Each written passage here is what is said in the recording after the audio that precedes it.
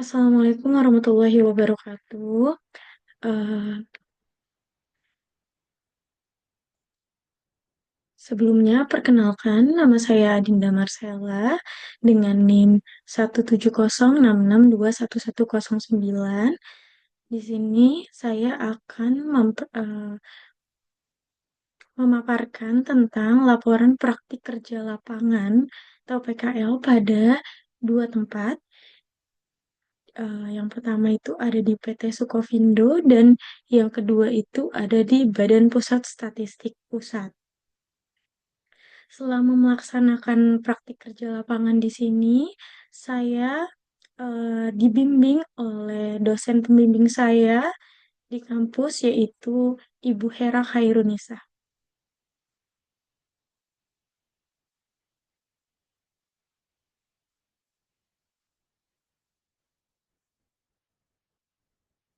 Pertama-tama saya akan menjelaskan tentang praktik laporan praktik kerja lapangan saya pada PT Skovindo, yaitu pada tanggal 5 Februari sampai dengan 5 Juli 2024.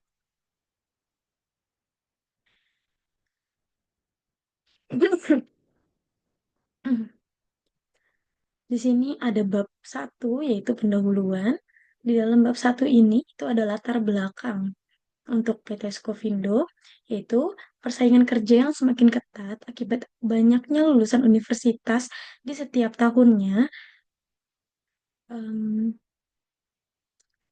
di setiap tahunnya, menuntut mahasiswa untuk memiliki keterampilan yang unggul, kreatif, dan berkualitas yang tidak hanya mengandalkan persiapan akademik saja selama perkuliahan. Praktik kerja lapangan atau PKL menjadi solusi penting untuk menjembatani kesenjangan antara eh, teori dan praktik yang memberikan mahasiswa pengalaman langsung di dunia kerja serta kesempatan untuk mengaplikasikan ilmu yang telah dipelajari sebagai bagian dari kurikulum Fakultas Ekonomi dan Bisnis Universitas Negeri Jakarta. PKL wajib diikuti mahasiswa akuntansi sebagai prasyarat kelulusan. Program ini memberikan manfaat besar seperti pengalaman kerja, relasi, dan wawasan bagi mahasiswa, serta kontribusi nyata bagi perusahaan dalam bidang akuntansi dan perpajakan. Laporan ini disusun untuk menggambarkan hasil PKL mahasiswa di PT Skovindo. Tujuan dan manfaat PKL dari di PT Sukovindo ini selama saya magang, yaitu saya praktikan eh, dapat mempraktikkan bagaimana melakukan rekapitulasi SPT PPh 21 dan unifikasi, rekonsiliasi PPh unifikasi, mengumpulkan bukti potong A1 PPh 21 dan unifikasi, tarik data pembayaran PPN, serta mempraktikkan bagaimana cara menginput pengkreditan faktur pajak masukan. Selanjutnya, dalam bab satu ini terdapat tempat pelaksanaan PKL. Praktikan melakukan praktik kerja lapangan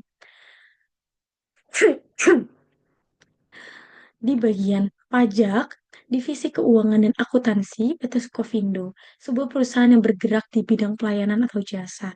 Berikut ini adalah profil mengenai tempat pelaksanaan praktik kerja lapangan, yaitu di PT Skovindo yang beralamat di Jalan Raya Pasar Minggu, Kafling 34, Jakarta Selatan 12780. Dan website PT Skovindo yaitu https www.skovindo.co.id. Untuk emailnya itu customer.service@skovindo.co.id. Selanjutnya, proses pelaksanaan. Di sini, praktikan harus melalui beberapa tahapan untuk dapat melaksanakan praktik kerja lapangan di PT Sukovindo. Tahapan yang dilakukan oleh praktikan adalah sebagai berikut. Yang pertama itu ada tahap persiapan, yang kedua tahap pelaksanaan, dan yang ketiga tahap penyusunan laporan. Di sini ada tabel jadwal waktu pelaksanaan PKL. Yang pertama, untuk tahap persiapan PKL, praktikan itu ada pada bulan Januari sebelum memasuki em, pelaksanaan PKL. Dan di sini ada pelaksanaan PKL itu pada bulan Februari sampai dengan Juli. Dan untuk tahap penyusunan laporan PKL itu ada di bulan Mei dan bulan Juni. Selanjutnya ada tahap persiapan. Tahap persiapan yang dilakukan oleh praktikan sebelum terlaksananya kegiatan praktik kerja lapangan, yaitu sebelumnya eh, praktikan akan mengirim CV atau kurikulum vitae ke perusahaan. Kemudian perusahaan memberikan offering letter, yaitu keterangan bahwa eh, praktikan diterima untuk melakukan praktik kerja lapangan di perusahaan tersebut. Kemudian ada kontrak kerja di saat praktikan melakukan atau melaksanakan eh, praktik kerja lapangan. Selanjutnya, di saat sudah berjalannya eh, praktik kerja lapangan, di sini ada implementation of agreement. Di sini praktikan mengajukan implementation of agreement kepada perusahaan, dan isi dari implementation of agreement itu adalah surat kerjasama antara perusahaan dan kampus yang ditandatangani oleh pihak perusahaan dan pihak kampus. Selanjutnya ada tahap pelaksanaan. Tahap pelaksanaan dilakukan oleh praktikan sesuai dengan ketentuan dan perjanjian antara mahasiswa, universitas, dan perusahaan. Di sini praktikan eh, melakukan eh, atau melaksanakan praktik kerja lapangan pada 5 Februari sampai dengan 5 Juli 2024 secara offline, dimulai dari jam 8 pagi sampai jam 5 sore waktu Indonesia Barat, dan selama melaksanakan praktik kerja lapangan di sini setiap hari eh, praktikan harus mengisi presensi dan logbook harian yang akan ditandatangani oleh pembimbing di setiap harinya, dan kemudian selesai eh, dari tahap pelaksanaan ini, eh, praktikan akan mendapatkan penilaian dan sertifikat dari perusahaan.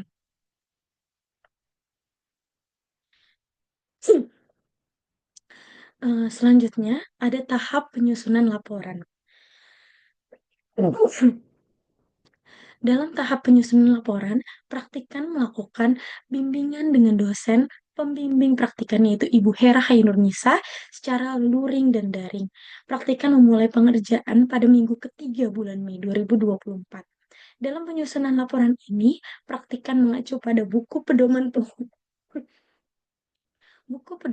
penulisan laporan praktik kerja lapangan yang telah diterbitkan Fakultas Ekonomi dan Bisnis Universitas Negeri Jakarta pada tahun 2021. Kemudian di sini ada bab 2, tinjauan umum tempat praktik kerja lapangan.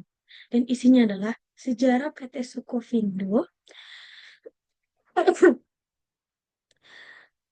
Sukovindo adalah perusahaan inspeksi yang pertama di Indonesia yang bergerak di bidang jasa inspeksi, pengujian, sertifikasi, pelatihan, dan konsultasi dalam sektor pertanian, kehutanan, pertambangan, yaitu migas dan migas, konstruksi, industri, pengolahan, kelautan, perikanan, pemerintah, transportasi, sistem informatika, dan energi terbarukan, serta saat ini memiliki lebih dari 2.500 tenaga kerja profesional. PT Skopindo juga menyediakan beragam layanan seperti warehousing dan forwarding, analytical laboratories, industrial dan marine engineering, fumigation, dan industrial hygiene. Nah, untuk sejarah PT Skovindo ini, dimulai dari tahun 1956, di mana PT Skovindo didirikan sebagai perusahaan patungan antara pemerintah Republik Indonesia dengan SGS Jenewa Swiss. Dan PT Skovindo berawal dari lembaga penyelenggaraan perusahaan industri yang disingkat sebagai LPPI. Dan di sini PT Skovindo menjadi joint venture dengan SGS dengan komposisi saham awal 50% masing-masing. Dan kemudian seiring berjalannya waktu, komposisi saham berubah menjadi 95% milik Republik Indonesia dan 5% milik SGS. Selanjutnya, pada 1998, anggaran dasar diumumkan dalam Berita Negara Republik Indonesia nomor 293. Perubahan terakhir pada Akta Notaris Agus Hashim Ahmad SH nomor 3 tanggal 4 Mei 1998 disahkan oleh Menteri Kehakiman Republik Indonesia melalui surat nomor C2 strip 14098 titik HT titik 01 titik 04 tanggal 17 September 1998. Kemudian di tahun 2016, PT Skovindo berkomitmen untuk mencapai pengembangan bisnis regional dan menjadi perusahaan inspeksi terdepan di Indonesia. Di sini ada visi dan misi PT Skovindo, yaitu menjadi visi dari PT Skovindo yaitu menjadi perusahaan kelas dunia yang kompetitif, andal, dan terpercaya di bidang inspeksi, pengujian, sertifikasi, konsultasi, dan pelatihan. Dan misi dari PT Skovindo yaitu menciptakan nilai ekonomi kepada para pemangku kepentingan, terutama pelanggan, pemegang saham, dan pegawai melalui jasa layan inspeksi, pengujian, sertifikasi, konsultasi, serta jasa terkait layanan untuk menjamin kapasitas berusaha.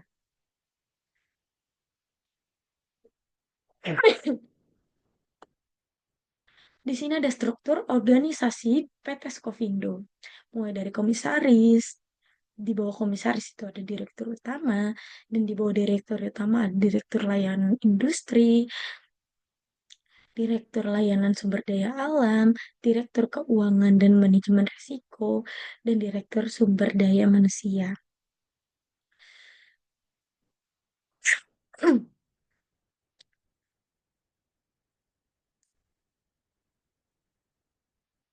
Eh, Di Direktur Layanan Industri ini terdapat subdirektorat layanan industri seperti SBU Industri, SBU Komoditi dan Solusi Perdagangan, SBU Layanan Publik, Sumber Daya Alam dan Investasi, SBU Perdagangan, Industri dan Kelautan, SBU Sertifikasi dan Eco Framework, dan Unit Halal. Dan Direktur Layanan Sumber Daya Alam eh, terdapat subdirektorat layanan sumber daya alam yang terdiri dari SBU Aset dan Aset Baru dan Terbarukan, SBU Batubara, SBU Hulu Migas dan Produk Migas, SBU Laboratorium, SBU Mineral, Unit Bisnis dan Teknologi. Di Direktur Keuangan dan Manajemen Risiko terdapat Divisi Manajemen Strategis dan Risiko, Divisi Keuangan dan Akuntansi, dan Divisi Informasi dan Solusi Bisnis, serta Unit Tanggung Jawab Sosial dan Lingkungan.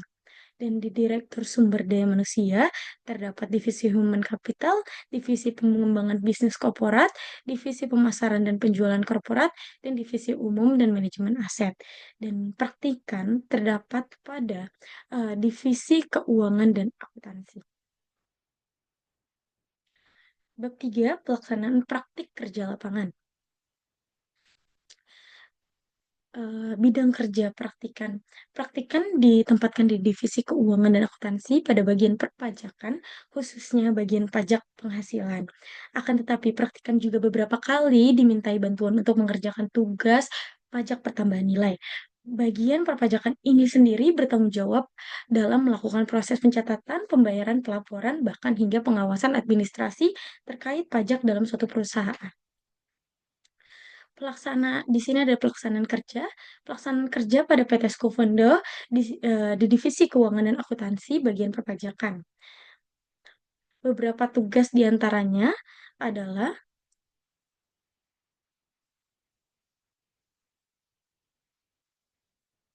mulai dari eh, rekapitulasi SPT PPH Unifikasi dan PPH 21. Di sini ada langkah-langkah dari tugas petikan, yaitu langkah-langkahnya adalah praktikkan membuka aplikasi Cloud Scofindo, selanjutnya memasukkan akun dan password pegawai untuk masuk aplikasi. Selanjutnya setelah muncul data pajak cabang, kemudian praktikkan mengklik daerah cabang satu persatu dan mengklik bulan serta tahun sesuai perintah mentor. Setelah itu muncul data SPT 21 dan SPT unifikasi dalam bentuk PDF, praktikkan memasukkan dasar pengenaan pajak yang tertera pada data dalam Excel, kemudian menghitung PPh-nya dengan rumus, dan selanjutnya setelah semua dasar pengenaan pajak dan perhitungan PPh 21 maupun PPh unifikasi setiap cabang PT Skovindo sesuai bulan dan tahun yang diminta oleh mentor sudah dimasukkan ke dalam Excel, kemudian praktikkan mengirim data tersebut kepada mentor. Dan tugas praktikan yang kedua yaitu em, rekonsiliasi pajak penghasilan. Nah, dalam tugas ini, pengertian dari rekonsiliasi pajak penghasilan adalah proses mencari perbedaan antara nilai transaksi yang ada pada BPUK dengan nilai transaksi yang terdapat pada invoice pembelian. Dan di sini terdapat langkah-langkah praktikan dalam mengerjakan tugas rekonsiliasi pajak penghasilan ini, yaitu eh, praktikkan membuka aplikasi ERP pada PT Skovindo, kemudian memasukkan akun dan password pegawai untuk masuk aplikasi, kemudian masuk ke jendela ledger, kemudian praktikkan mengklik entry data, setelah itu klik account 180 char, kemudian parameter mengisi ledger, set dengan nama perusahaan, ledger currency, currency type, enter currency type, eh, balance type, budget, or account branch name, starting period dan ending period, flex field from, flex field to, and order by. Setelah itu mengklik flex field from, dan itu akan keluar window baru, Scovindo account flex file yang mengarahkan praktikan memasukkan eh, kode perusahaan dalam angka, unit kerja, unit organisasi, pusat biaya, natural account, intercompany, portofolio, portofolio, feature 1, feature 2, dan project atau RAB. Setelah selesai mengisi dan mensubmit, kemudian praktikan mendownloadnya dalam bentuk Excel, lalu mempraktikkan jumlah data yang sudah praktikan download, dan hitung jumlah debit kreditnya, serta menghitung selisih debit kreditnya setiap cabang. Kemudian praktikkan jumlahkan selisih setiap cabang, setelah itu memastikan antara data selisih yang diberikan pada subbagian sama dengan selisih data yang dipraktikkan kerjakan. Setelah itu praktikkan mengirim data pekerjaan yang sudah praktikan kerjakan kepada subbagian pajak dan melaporkannya jika ada perbedaan selisih secara langsung. Tugas praktikan yang ketiga itu ada um, input dan download bukti potong A1, PPh 21, dan PPh unifikasi. Di sini ada langkah-langkah praktikan dalam mendownload bukti potong PPh 21, kemudian langkah-langkah input PPh unifikasinya, dan kemudian langkah-langkah praktikan untuk mendownload PPh unifikasinya. Dan eh, selanjutnya tugas eh, praktikan itu merincikan upah harian pegawai. Nah, di sini praktikan tugasnya itu merincikan upah kerja pegawai selama 1 bulan dihitung dalam bentuk upah harian.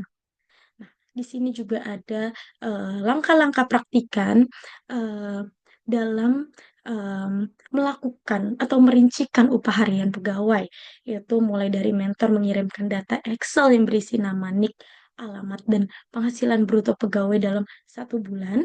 dan kemudian praktikkan menginput data tersebut dalam harian. Misal, penghasilan bruto salah satu pegawai berjumlah 5 juta rupiah dan satu bulan ada 30 hari. Praktikan akan membagikan 5 juta rupiah tersebut dengan 30 hari ke 30 baris Excel. Tugas praktika selanjutnya yaitu tarik data pembayaran PPN. Di sini, tugas praktikan mengumpulkan kode bukti bayar dan bukti penerimaan negara atau BPN untuk sebagai data pelaporan PPN PUT 1107 yang dilakukan setiap bulannya. Nah, di sini juga ada langkah-langkah praktikan dalam eh, tarik data pembayaran PPN. Nah, selanjutnya yaitu pengkreditan faktur pajak masukan. Nah, eh, di sini ada langkah-langkah tugas praktikan dalam pengkreditan faktur pajak masukan.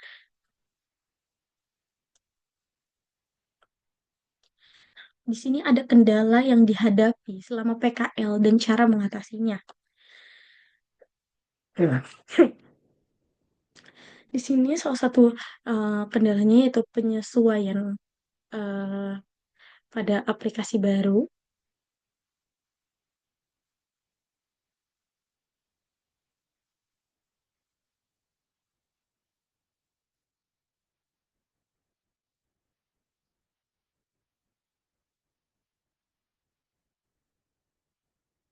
Kan harus menggunakan aplikasi Cloud, ERP, Oracle, ISPT, MCM, e-faktur, web, DJP online yang belum pernah praktikan pelajari sebelumnya, sehingga praktikan menerapkan belajar sambil bekerja, learning by doing.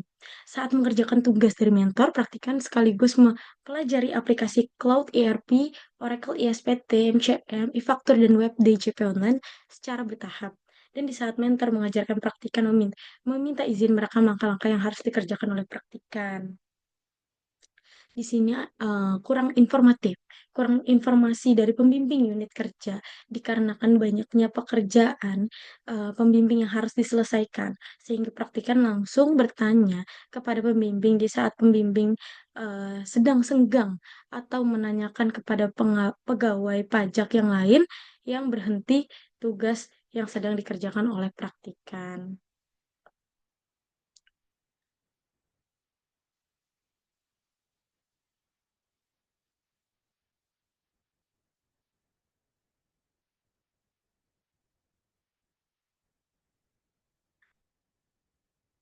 Di sini eh, gangguannya sistem software dan internet. Nah, sering terjadi gangguan dalam sistem software dan internet yang em, menghambat, pekerjaan yang harus diselesaikan sehingga praktikan harus terus bertanya alasan gangguan jaringan internet kepada pembimbing, juga praktikan terus memantau web atau aplikasi yang sedang gangguan sambil mengerjakan tugas yang lain agar di saat aplikasi atau web sudah tidak gangguan lagi, praktikan langsung mengerjakan agar semua tugas tidak tertunda dan cepat selesai. Nah, dan yang keempat ini ada human error. Nah, dikarenakan banyaknya data penghasilan yang diinput, terkadang praktikan dan para staf pajak PT Skovindo melakukan kesalahan double entry, sehingga perlu lebih teliti lagi dalam menginput dan jika sudah terjadi kesalahan double entry, data yang double harus dihapus.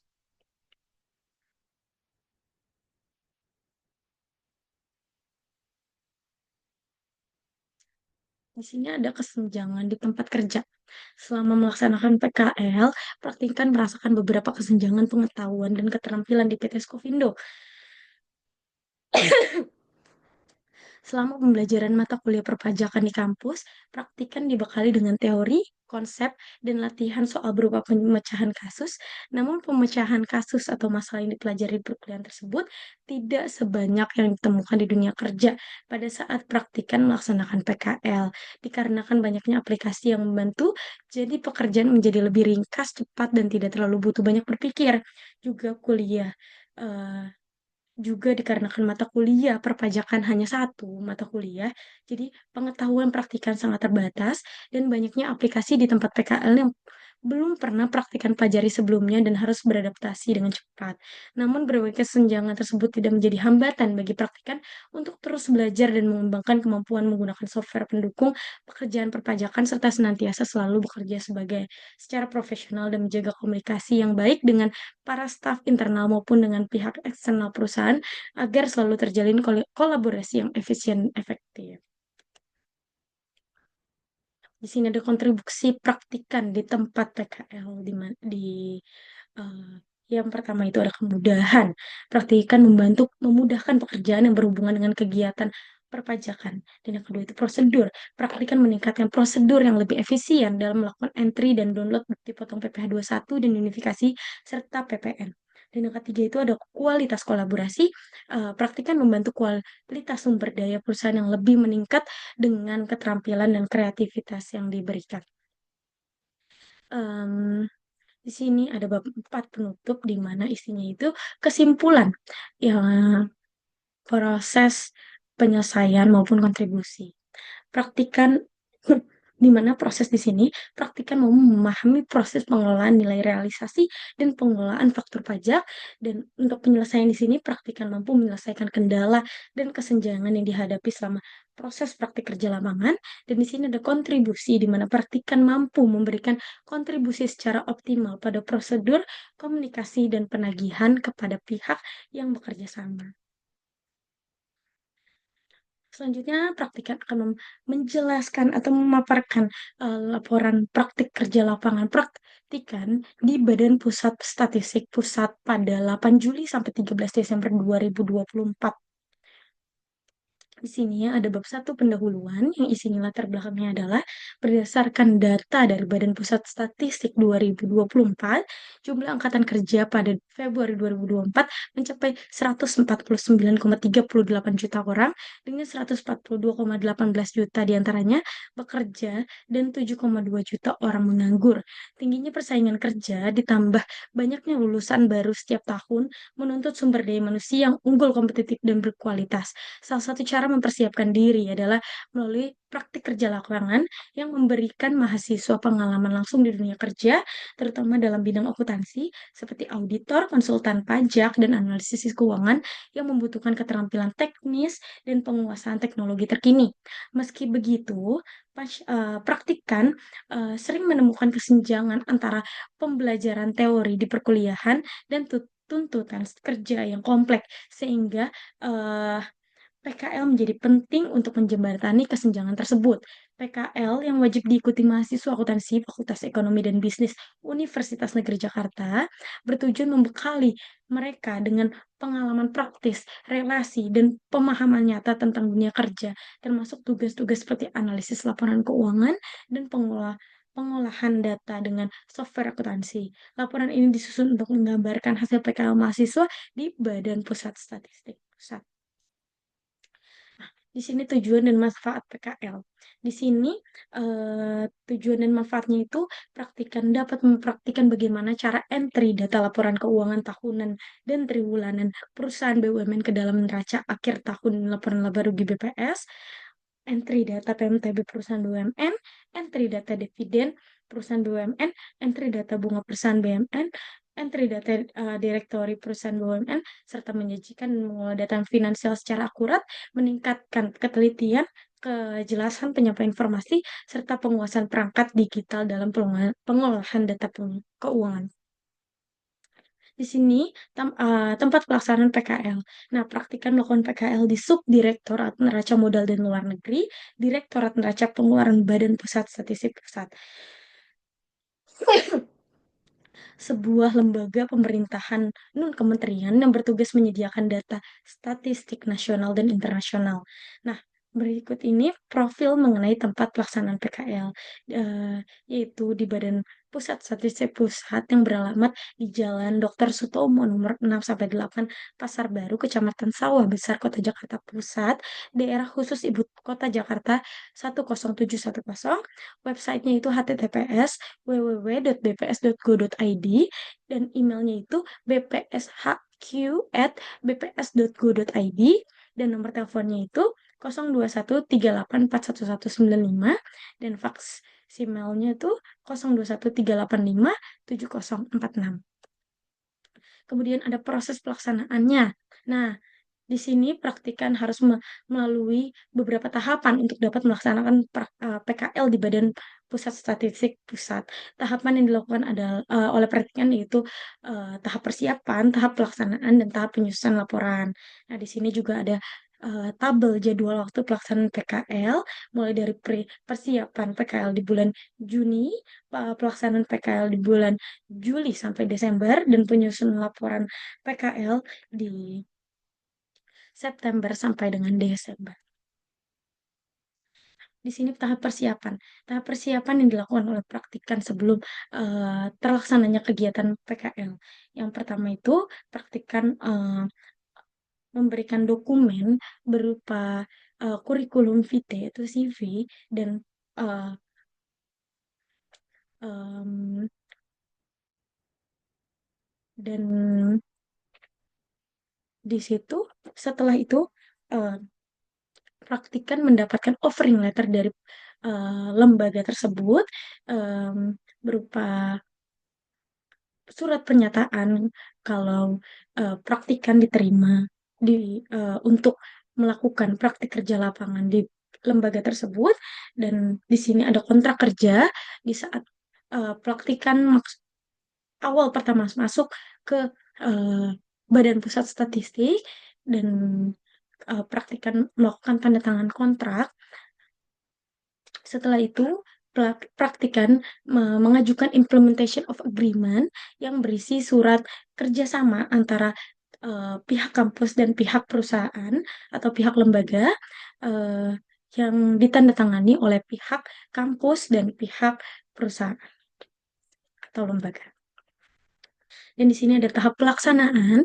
Tahap pelaksanaan yang dilakukan oleh praktikan sesuai dengan ketentuan dan perjanjian antara mahasiswa, universitas, dan perusahaan yang eh, dan praktikan melakukan eh, praktik kerja lapangan di Badan Pusat Statistik Pusat pada 8 Juli sampai 13 Desember 2024 secara offline pukul 7.30 sampai dengan pukul 16 waktu Indonesia Barat, dan setiap harinya praktikan melakukan presensi dan mengisi logbook harian yang ditandatangani oleh pembimbing setiap harinya. Kemudian setelah uh, melaksanakan PKL, praktikan mendapatkan feedback berupa penilaian dan sertifikat dari perusahaan. Di sini ada tahap, kemudian di sini ada tahap penyusunan laporan. Dalam tahap penyusunan laporan, praktikan melakukan pembimbingan dengan dosen pembimbing praktikan itu Ibu Hera Khairunisa secara luring dan daring. Praktikan mulai pengerjaan pada minggu ketiga bulan September 2024. Dalam penyusunan laporan ini, praktikan mengacu pada buku pedoman penulisan laporan praktik kerja lapangan yang telah terbitkan Fakultas Ekonomi dan Bisnis Universitas Negeri Jakarta pada tahun 2021. Selanjutnya bab 2, tinjauan umum tempat praktik kerja lapangan. Di sini ada sejarah lembaga, yaitu sejarah Badan Pusat Statistik. Nah, Badan Pusat Statistik adalah lembaga pemerintahan dan kementerian bertanggung jawab langsung kepada Presiden. Sebelumnya, BPS merupakan Biro Pusat Statistik yang dibentuk berdasarkan Undang-Undang Nomor 6 tahun 1960 tentang Sensus dan Undang-Undang Nomor 7 tahun 1960 tentang Statistik. Sebagai pengganti kedua undang-undang tersebut, ditetapkan Undang-Undang Nomor 16 tahun 1997 tentang statistik. Berdasarkan undang-undang ini yang ditindaklanjuti dengan peraturan perundang-undangan di bawahnya, secara formal nama Biro Pusat Statistik diganti menjadi Badan Pusat Statistik. Berikut sejarahnya.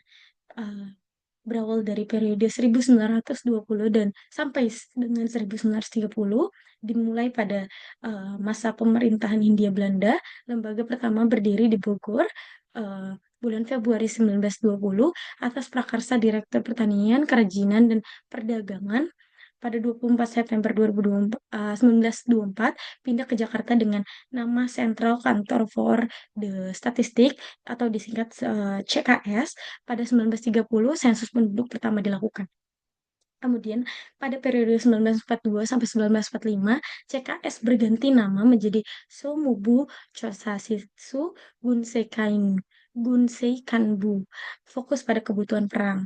Nah, pasca kemerdekaan, lembaga statistik dinasionalisasi menjadi Kantor Penyelidikan Perangkaan Umum Republik Indonesia atau Kapolri, dipimpin Mr. Abdul Karim Pringgodikdo pada 12 Juni 1950, Kapolri dan CKS dilebur menjadi Kantor Pusat Statistik atau disingkat menjadi KPS.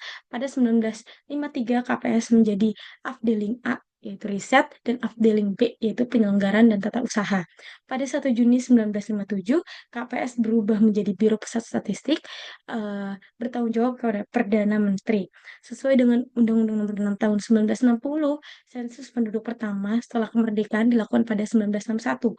Pada 19 Mei 1997, dengan penetapan Undang-Undang Nomor 16 Tahun 1997, mengubah nama Biro Pusat Statistik menjadi Badan Pusat Statistik.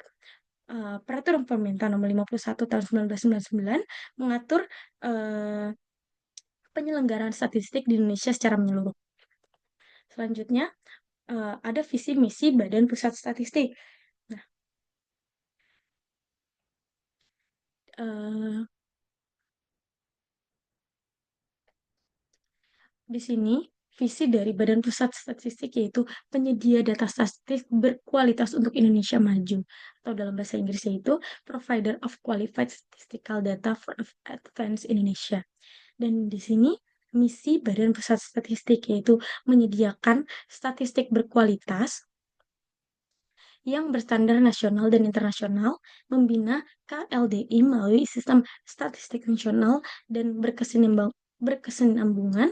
Yang ketiga, mewujudkan pelayanan prima di bidang statistik untuk terwujudnya sistem statistik nasional. Yang keempat, membangun SDM yang unggul dan adaptif, berlandaskan nilai profesionalisme, integritas, dan amanah.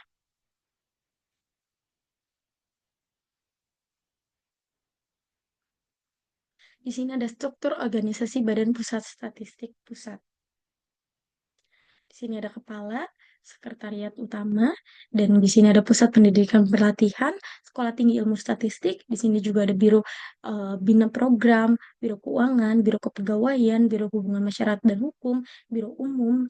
Dan di sini praktikan ditempatkan di Direktorat Neraca Pengeluaran, tepatnya pada gambar dengan background warna pink, nomor 3.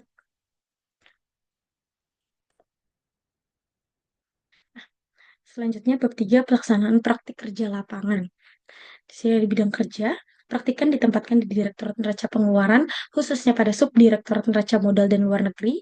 Pada Subdirektorat Neraca Modal dan Luar Negeri ini sendiri bertanggung jawab dalam menyusun neraca institusi terintegrasi korporasi korporasi publik non-finansial triwulan dan tahunan, serta menyusun PDB menurut pengeluaran untuk komponen ekspor dan impor.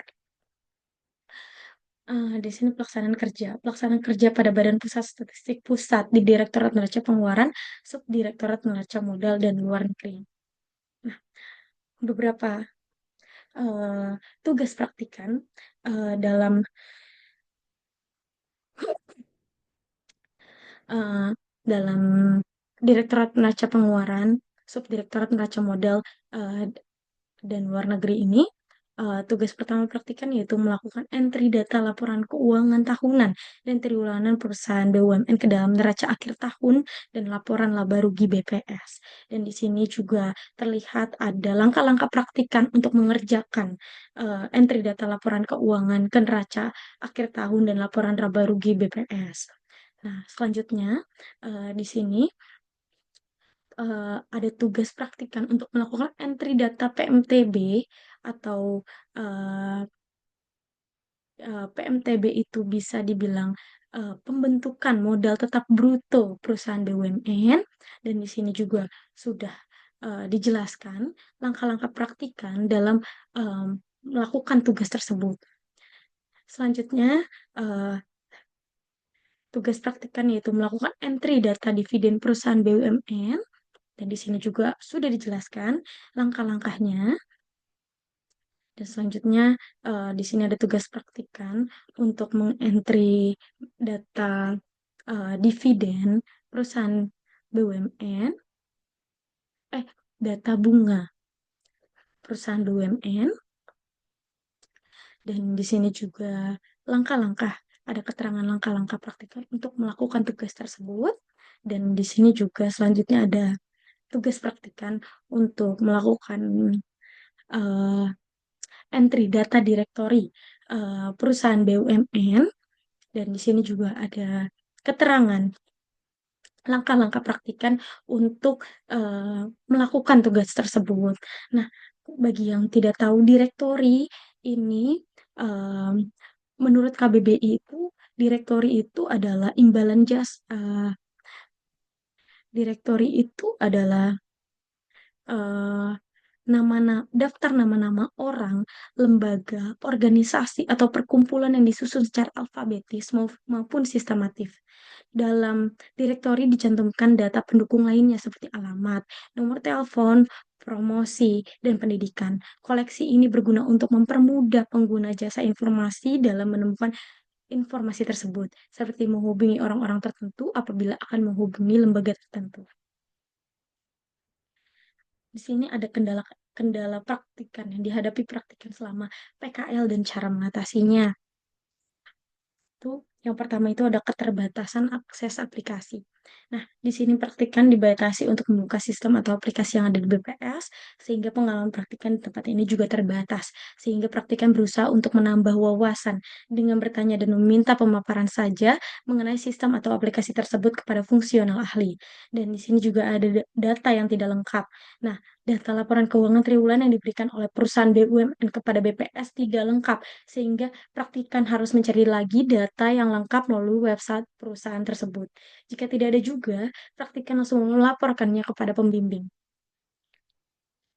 Di sini ada kesenjangan praktikan di tempat eh, PKL praktikan, yaitu di Badan Pusat Statistik.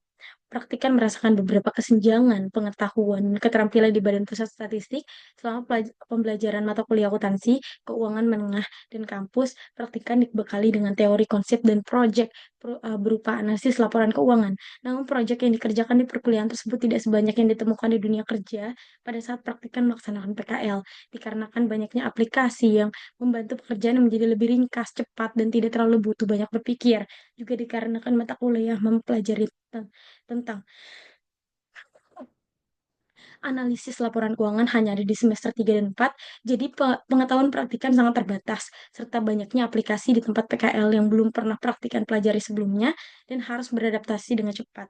Namun, berbagai kesenjangan tersebut tidak menjadi hambatan bagi praktikan untuk terus belajar dan mengembangkan kemampuan praktikan dalam mengentri laporan keuangan ini, serta senantiasa selalu bekerja secara profesional dan menjaga komunikasi yang baik dengan para staf internal maupun dengan pihak eksternal perusahaan agar selalu terjalin kolaborasi yang efisien dan efektif. Nah, selanjutnya di sini ada kontribusi praktikan di tempat PKL. Yang pertama itu ada kemudahan. Praktikan membantu memudahkan pekerjaan dalam melakukan entry data laporan keuangan perusahaan BUMN dan prosedur. Praktikan meningkatkan prosedur yang lebih efisien dalam melakukan entry data keuangan perusahaan BUMN.